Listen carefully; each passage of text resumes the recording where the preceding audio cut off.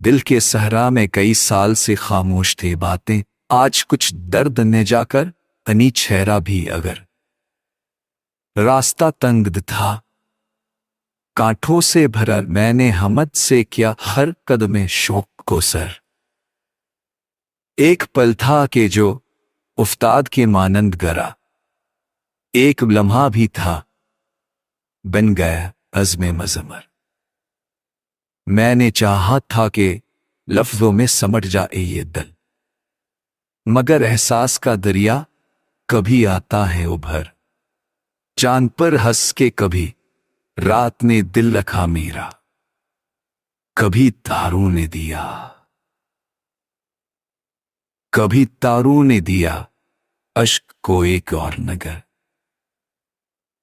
तेरी यादों के कई रंग है पलकों पर अभी, कभी धीमी सी हुआ, कभी बरसती है बश।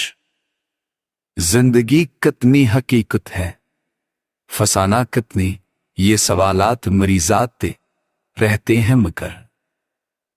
मैंने देखा है जमाने में कई चेहरे मगर,